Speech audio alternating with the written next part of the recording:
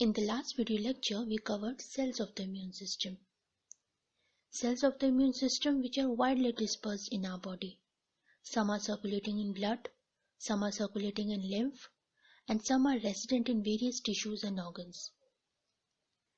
When these cells recognize a foreign invader, they interact with each other and work together to destroy or eliminate the pathogen. Now, the question here is how the communication among immune cells takes place. The communication within the immune system is mediated by small soluble molecules which are known as cytokines. Cytokines are produced and secreted by a wide variety of cells. They act as intercellular mediators. Once released, these cytokines bind to specific receptors on the surface of other cells of the immune system. And these specific receptors are known as cytokine receptors. Once a released cytokine binds to the cytokine receptor, it generates an internal signal, and this signal alters the activity of the cell. As a result, a cell may prepare to divide. It can undergo growth and differentiation, or it can secrete its own cytokines. Let us now talk about some important properties of cytokines. Cytokines are hormone-like substances. That means they are signaling molecules.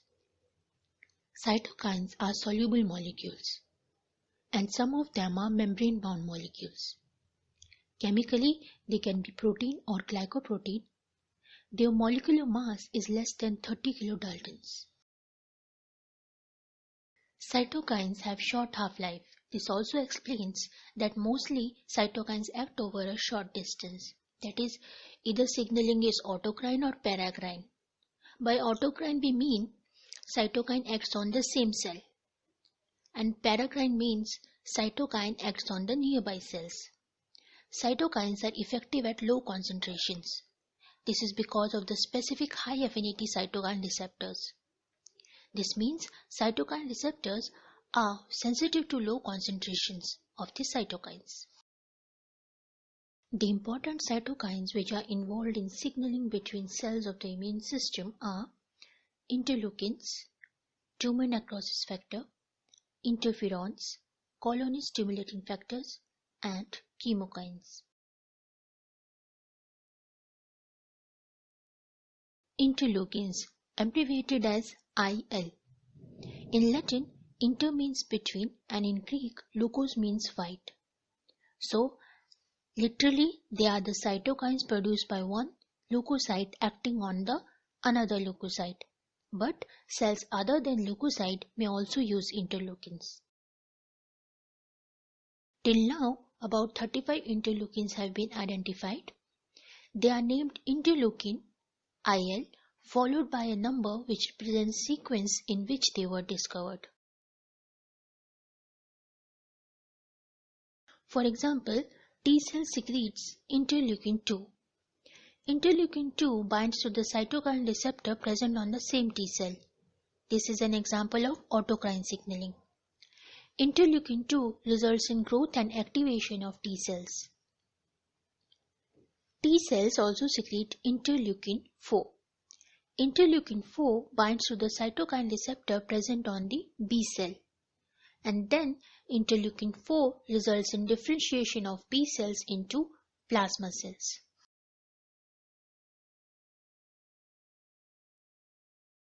Tumor necrosis factors, abbreviated as TNF. Tumor necrosis factors are produced by mast cells, macrophages, and T cells. They are often firmly anchored into the cell membrane. So, tumor necrosis factors are those cytokines which are membrane bound. They regulate immune responses and inflammation. They are responsible for apoptosis of many cell types.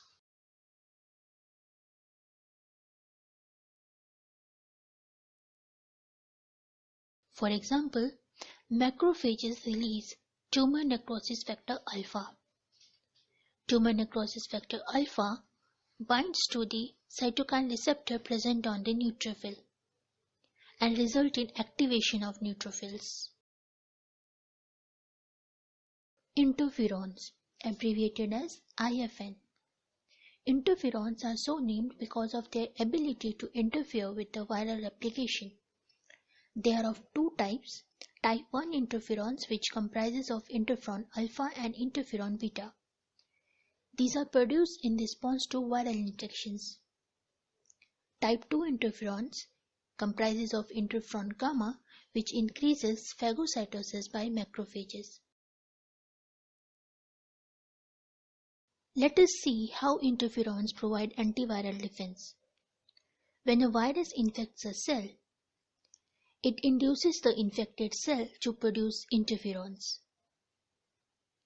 These interferons are released by this cell and they bind to nearby uninfected cells.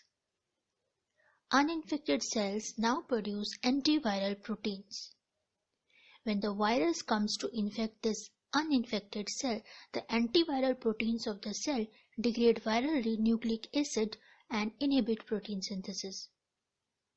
Thus, interferon prevents spread of viral infections.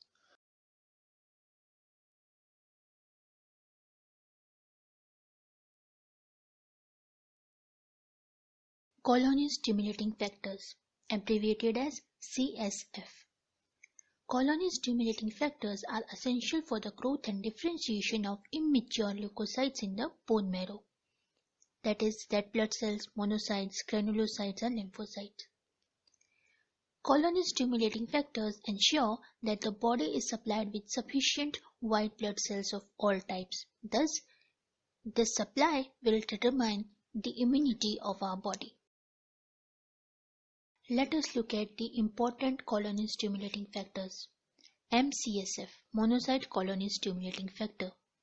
MCSF is produced by T cells and bone marrow, and they affect the growth of cells of the monocyte lineage. GM-CSF, granulocyte macrophage colony-stimulating factor.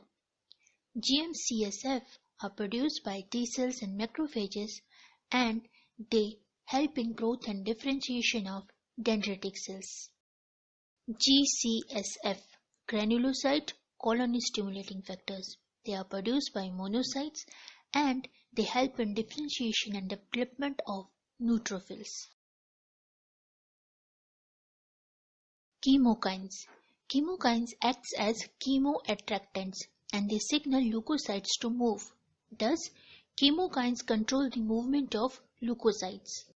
For example, when there is an infection, the chemokines secreted at the site of infection signal the leukocytes present in the blood such as neutrophil to migrate at the site of infection.